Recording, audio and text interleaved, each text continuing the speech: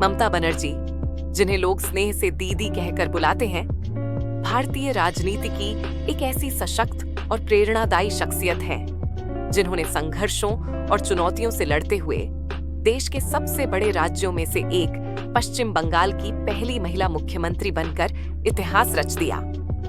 उनका जन्म 5 जनवरी 1955 को कोलकाता, तत्कालीन कलकत्ता, पश्चिम बंगाल में प्रमिलेश्वर और गायत्री देवी के घर एक साधारण ब्राह्मण परिवार में हुआ था। जब वे मात्र 17 वर्ष की थीं, तब उनके पिता का देहांत हो गया और इसके बाद उन्होंने परिवार की जिम्मेदारियों को संभालते हुए शिक्षा को प्राथमिकता दी। उन्होंने कोलकाता विश्वविद्यालय से इतिहास में स्नातक की डिग्री प्राप्त की और फिर इस्लामिया कॉलेज से कानून की पढ़ाई की। इसके साथ ही उन्होंने शिक्षा के क्षेत्र में भी स्नातकोत्तर किया। उनके राजनीतिक जीवन की शुरुआत 1970 के दशक में कांग्रेस छात्र संगठन से हुई और बहुत जल्दी उन्होंने पार्टी में एक ऊर्जावान और जनप्रिय नेता के रूप में पहचान बनाई।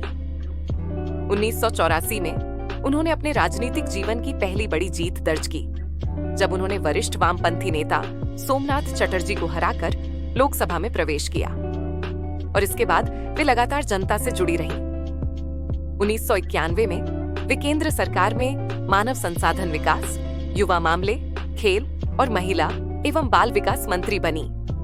लेकिन जब उन्हें लगा कि कांग्रेस पार्टी में उनकी आवाज को दबाया जा रहा है, तो उन्होंने 1997 में तृणमूल कांग्रेस नामक अपनी पार्टी की स्थापना की, जो शुरू में एक क्षेत्रीय दल था, लेकिन आगे चलकर यह बंगाल की प्रमुख राजनीतिक शक्ति बन गई। ममता बनर्जी ने समाज के वंचित वर्गों, महिलाओं, किसानों और गरीबों के अधिकारों के लिए संघर्ष किया। उन्होंने रेल मंत्री के रूप में भी उल्लेखनीय कार्य किया और भारतीय रेलवे के आधुनिकीकरण, यात्रियों की सुरक्षा और सुविधाओं में सुधार लाने हेतु अनेक योजनाएं शुरू की। 2006 में उन्होंने सिंगूर और नंदीग्राम जैसे आंदोलनों का नेतृत्व किया, जहां उन्होंने किसानों की जमीन के जबरन अधिग्रहण का विरोध किया और टाटा मोटर्स जैसे औद्योगिक घरानों को चुनौती दी। इन आंदोलनों ने उन्हें जननेता के रूप में स्थापित किया और अंततः 34 वर्षों से पश्चिम बंगाल की सत्ता पर काबिज वामपंथी सरकार को 2011 में उखाड़ फेंकने में सफलता दिलाई। ममता बनर्जी 20 मई 2011 को पश्चिम बंगाल की पहली महिला मुख्यमंत्री बनी और फिर साल 2016 और 2021 में भी भारी बहुमत से उन्होंने सत्ता में वापसी की, जिससे उन्होंने यह साबित कर दिया कि वे एक जनप्रिय नेता हैं जो आम लोगों की नब्ज पहचानती हैं। उनकी सरकार ने कन्याश्री, सबूत साथी, रूपश्री, स्वास्थ्य साथी जैसी सामाजिक योजनाएं शुरू की, जिनका लाभ लाखों महिलाओं, विद्यार्थियों और गरीब परिवारों को मिला। वे अपनी सादगी, सख्त निर्णय लेने की क्षमता, प्रशासनिक दृढ़ता और त्वरित कार्रवाई के लिए जानी जाती हैं। वे न केवल एक सफल राजनीतिज्ञ हैं, बल्कि एक लेखिका, चित्रकार और कवयित्री भी हैं। उनकी कई किताबें प्रकाशित हो चुकी हैं और उनकी पेंटिंग्स की भी सराहना होती है।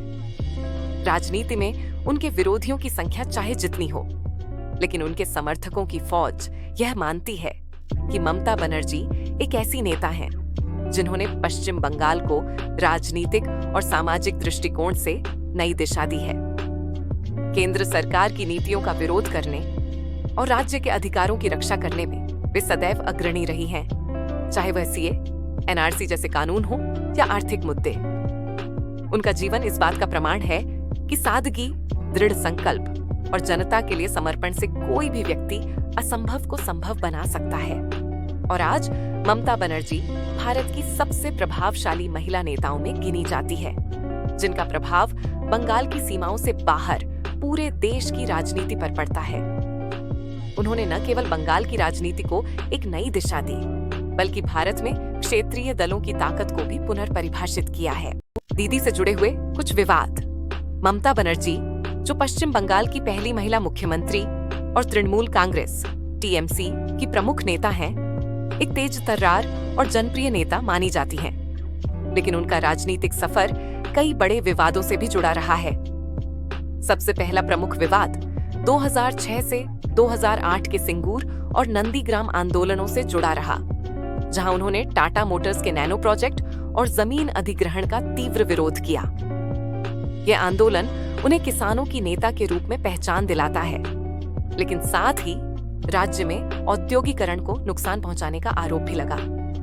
2012 में पार्क स्ट्रीट केस में ममता बनर्जी ने इस घटना को राजनीतिक साजिश बताकर विवाद खड़ा किया। उनके इस बयान को इनसेंसिटिव, संवेदनहीन माना गया और महिला अधिकार संगठनों ने इसकी निंदा की।